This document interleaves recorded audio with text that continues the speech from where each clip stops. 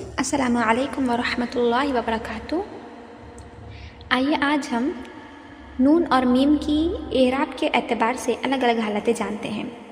یعنی قرآن مجید میں یہ دو حروف جو ہیں نون اور میم 3 حالتوں میں آئے ہوئے ہیں۔ پہلی حالت ہے متحرک، یعنی کہ حرکت کے ساتھ آئے ہوئے ہیں۔ حرکات کہتے ہیں زبر زیر پیش کو۔ تو میم پر زبر زیر پیش یہ تینوں آ سکتے ہیں، اور اس وقت جو ہے جب میم پر زبر زیر پیش ہوں گے یعنی میم اور نون متحرک ہوں گے تو ان دونوں حروف کو جلدی پڑھیں گے، لمبا نہیں کریں گے، اور اسی طرح ان پر زبر زیر پیش ہونے کی صورت میں غنہ نہیں ہوگا۔ ٹھیک ہے، جیسے آپ مثالوں میں دیکھ سکتے ہیں و ما، یہاں پر ما یہ حرف مدہ ہے، لمبا کریں گے لیکن غنہ نہیں ہونا ہے۔ میم نون زیر من، من، میم نون زیر من، اس پہ بھی جو ہے غنہ نہیں ہوگا چونکہ میم کے نیچے زیر ہے۔ آپ میم کو دیکھیے، یہاں پر نون کو نہیں۔ اور اسی طرح نون پر جو ہے جزم ہے تو یہ جزم کا ہم آگے پڑھیں گے، ابھی جزم کی مثال نہیں، زیر کی مثال دی جا رہی ہے حرکت کی۔ یقیمون، یہاں پر بھی دیکھیں تو میم واپش مو، اس پر بھی غنہ نہیں ہونا ہے۔ عبدینا، یہاں پر نون کو دیکھیں، نون پر جو ہے زبر ہے، نون الف زبر نا، یہ حرف مدہ بن رہا ہے، اس پر غنہ نہیں ہوگا۔ بمؤمنین، اس کلمے میں نون 2 مرتبہ آیا ہے اور دونوں بھی حرکات کے ساتھ ہے، ایک جگہ زیر کے ساتھ اور ایک جگہ زبر کے ساتھ۔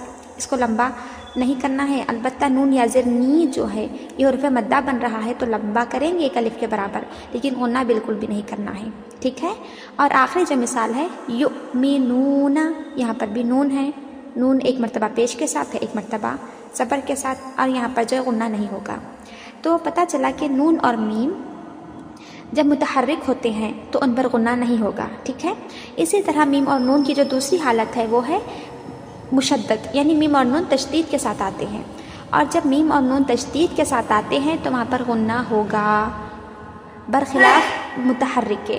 متحرک ہوں گے میم اور نون تو غنہ نہیں ہوگا، مشدد ہوں گے، تشدید کے ساتھ آئیں گے یہ 2 حروف تو غنہ ہوگا۔ جیسے، اور غنہ کا مطلب ہوتا ہے آواز کو ناک میں گھما کر پڑھنا۔ ٹھیک ہے، جس کی تفصیلات انشاءاللہ ہم آگے چل کے پڑھیں گے۔ الناس، دیکھیے یہاں پر غنہ ہو رہا ہے چونکہ میم پر تشدید ہے۔ انما صم فلما، نون اور میم جب تشدید کے ساتھ آتے ہیں تو مشدد کہلاتے ہیں اور ان پر غنہ ہوتا ہے۔ یہ ہو گیا۔ پھر جو تیسری حالت ہے میم اور نون کی وہ ہے ساکن، یعنی میم اور نون ان دونوں حروف پر سکون یعنی جزم بھی آتا ہے، تو جب ان پر سکون ہوگا یعنی جزم ہوگا تو میم اور نون پر کبھی غنہ بھی ہوگا اور کبھی غنہ نہ بھی ہوگا، عدم غنہ، بغیر غنہ کی بھی پڑھیں گے اور غنہ کے ساتھ بھی۔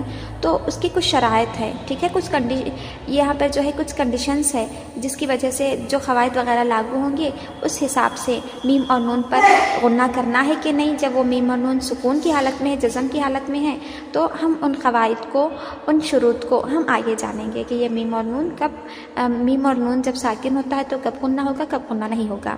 تو آپ اب جو ہمیں اتنا یاد رکھنا ہے کہ میم اور نون 3 طرح سے آتے ہیں، حرکات کے ساتھ ہوں گے تو غنہ نہیں کرنا، تشدید کے ساتھ ہوں گے تو غنہ کرنا ہے، تیسری حالت ہے سکون کے ساتھ۔ تو سکون کے ساتھ جب میم اور نون آئیں گے تو جو قاعدہ لاگو ہوگا اس حساب سے کبھی غنہ ہوگا، اور جو قاعدہ ایسا ہے جس میں غنہ نہیں کرنا ہے تو اس قاعدے میں اس کے حساب سے جو ہے میم اور نون پر غنہ نہیں ہوگا۔ ٹھیک ہے، بارک اللہ فیکم۔